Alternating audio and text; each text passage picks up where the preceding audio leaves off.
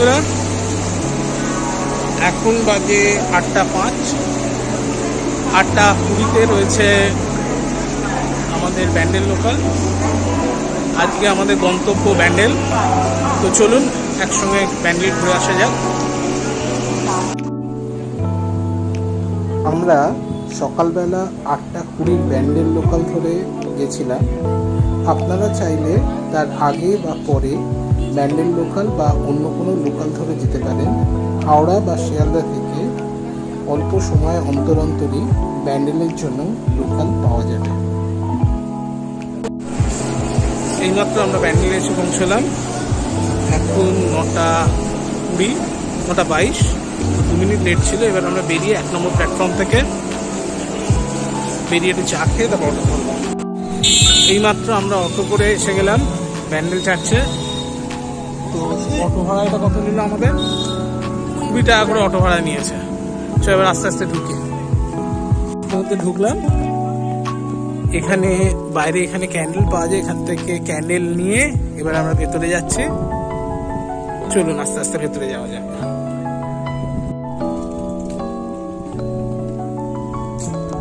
এইখানে এরকম সুদৃশ্য কারুকার্য করা রয়েছে। এবার আমরা আস্তে আস্তে ভেতরে ঢুকছি। তবে আজকে যেহেতু এটা রোববার, সম্ভবত যে প্রার্থনা হচ্ছে, তো ভেতরে প্রার্থনা গৃহে আমাদের ঢুকতে দেবে না। এই দেখুন কি সুন্দর একটা কাজ করা রয়েছে যিশুর।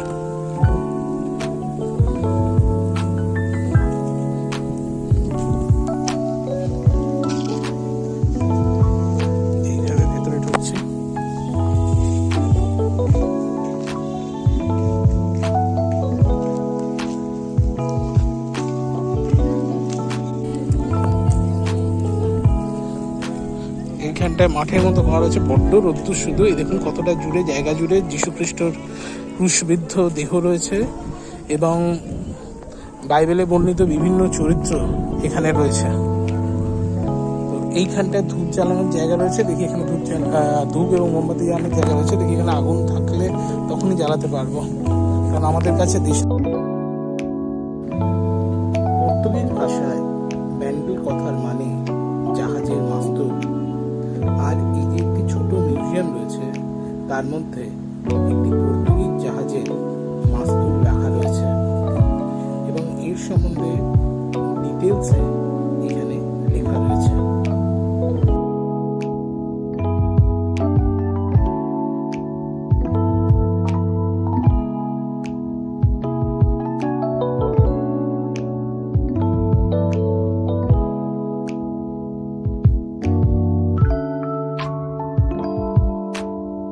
লেখা রয়েছে জাহাজটি স্থাপিত হয়েছে 1599 খ্রিস্টাব্দে।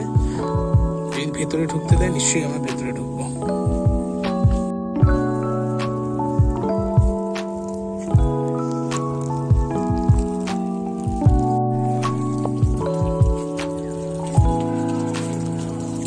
এই জায়গায় প্রেয়ার করে পয়সা থাকা যায়।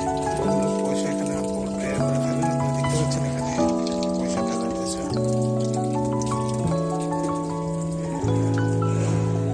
এবারে আমরা আস্তে আস্তে সিঁড়ি দিয়ে উপরে উঠবো। দেখাচ্ছি এখান থেকে খুব সুন্দর একটা জুবিলি ব্রিজের ভিউ পাওয়া যায়, সেটা আমি দেখাচ্ছি যদি দেখাতে পারি। আর এখানে সবাই পিসফুল প্রেয়ার করছেন। আস্তে আস্তে এগিয়ে যাচ্ছে, জুবিলি ব্রিজের ভিউটা দেখা যাচ্ছে। এবং ওইদিকে চাষটা অনেকটা জায়গা জুড়ে ছড়ানো এবং এই উপর থেকে ব্যান্ডেল শহরের একটা ভিউ দেখা যাচ্ছে। চার্চের ভেতরটা এখন দেখলাম, দেখে এবার বাইরেটা এসেছি। দেখুন বাইরের জায়গাটা খুব সুন্দর এবং খুব সুন্দর করে সাজানো রয়েছে। তো আস্তে আস্তে বাইরের দিকটা ঘুরে দেখছি। বাইরে এই বাগানটা একটু ঘুরে দেখছি, বড্ড রোদ্দুর রয়েছে আজকে। তো এর মধ্যে ঘুরে দেখছি, ঘুরে দেখে তারপরে আমরা এখান থেকে বেরিয়ে ইমামবাড়ার উদ্দেশ্যে রওনা হব। তার আগে কিছুক্ষণ এই চারপাশটা বাইরেটা ঘুরে দেখছি। চলুন বাইরেটা একটু ঘুরে দেখা যাক। এই দেখুন বাইরে থেকে চার্চটা পুরোটা ভিউ পাওয়া যাচ্ছে। এবার আমরা মাঠের এখানটা এসেছি একটু দিকে। তো এখানটা বিভিন্ন রকম স্কাল্পচার করা রয়েছে। এবার মাঠের মধ্যে দিয়ে আমরা একটু হেঁটে দেখছি।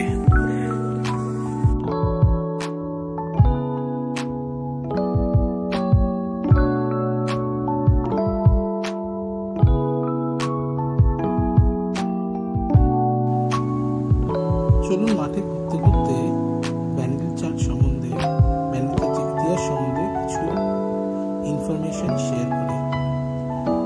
1599 সালে এই ব্যান্ডেল চার্চ প্রতিষ্ঠা করা হয়, কিন্তু 1632 সাল নাগাদ মোগলরা এই চার্চ ভেঙে দেয়।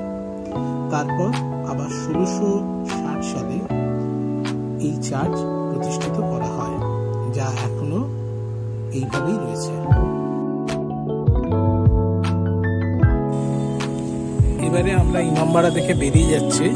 বেরিয়ে গিয়ে বাইরে থেকে অটো বা টোটো যা পাবো সেটা ধরে, আমরা এখন ব্যান্ডেল চার্চ থেকে বেরিয়ে যাচ্ছি এবং এখান থেকে বাইরে গিয়ে অটো বা টোটো যা পাবো সেটা ধরে আমরা এবার যাব ইমামবাড়া। তো এখান থেকে আরেকবার চার্চের ভিউটা দেখিয়ে দিচ্ছি। এবার আমরা বাইরে বেরিয়ে যাচ্ছি।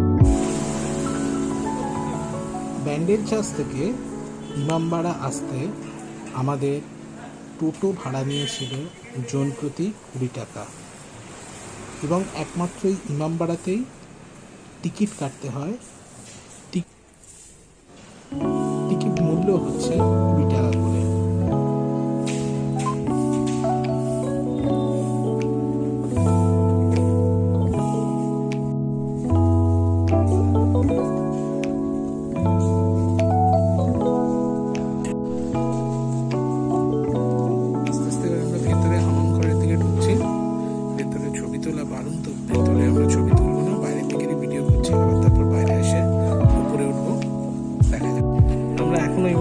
নিচের দিকটা ঘুরে যাচ্ছে,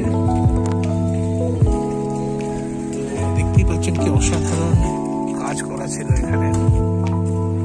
এখন বেশ কিছুটা কাজ নষ্ট হয়ে গেছে। তো নিচেটা মোটামুটি ঘুরে দেখলাম। এবার আমরা উপরে উঠবো। একদিকে মেয়েদের ওঠার জায়গা, সেখান দিয়ে আর একদিকে পুরুষদের ওঠার জায়গা।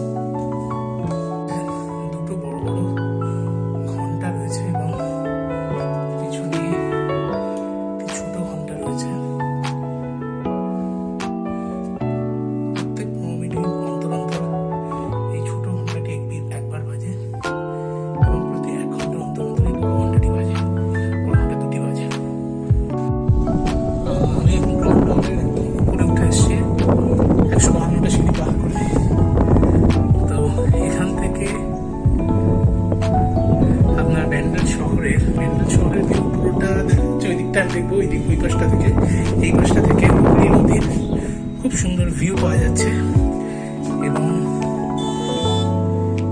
ইমামবাড়াটা উপর থেকে খুব সুন্দরভাবে দেখা যাচ্ছে। আমি আস্তে আস্তে এটা দেখানোর চেষ্টা করছি। এই দেখুন, এখান থেকে হুগলি নদী এবং এই পাশটা ঘুরিয়ে দেখাচ্ছে। এই পাশটা আপনার ব্যান্ডেল শহরের মোটামুটি পুরো ভিউটা এখান থেকে পাওয়া যাচ্ছে। আজ আকাশ খুব পরিষ্কার হওয়াতে এবং বৃষ্টি না থাকায় খুব সুন্দর লাগছে চারপাশটা।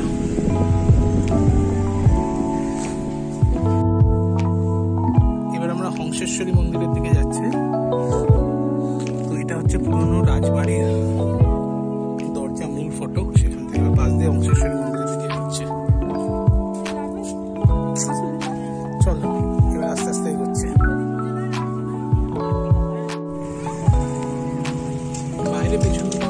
বাইরে জুতো খুলে এবার আস্তে আস্তে আমরা হংসেশ্বরী মন্দিরের দিকে ঢুকছি। এবারে আমরা হংসেশ্বরী মন্দিরের ভিতরে ঢুকছি।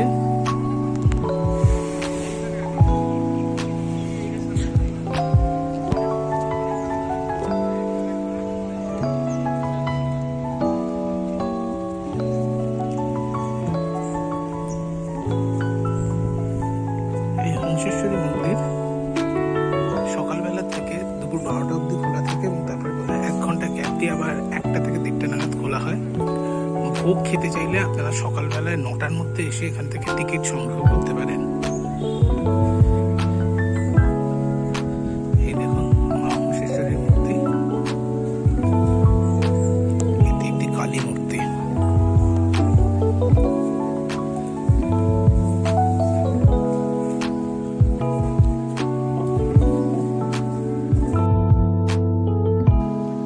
হংসেশ্বরী মায়ের মন্দিরের ঠিক পাশেই রয়েছে টেরাকোটার অসাধারণ কাজ করা অনন্ত বাসুদেব মন্দির। আগে মন্দিরের চাতালে যাওয়া যেত, কিন্তু এখন আর উপরে উঠতে দেওয়া হয় না, এই চারপাশটা ঘিরে রাখা রয়েছে।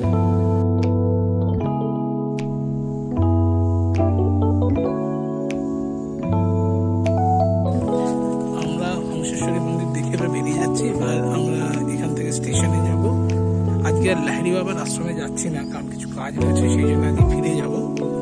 তো অল্প কিছু সময়ের মধ্যে সুন্দরভাবেই আমাদের মোটামুটি ঘোরা হলো এবং সব জায়গায় কভার করলাম। তো পরের বার আবার অন্য কোনো নতুন জায়গা নিয়ে আবার আপনাদের সঙ্গে দেখা করবো।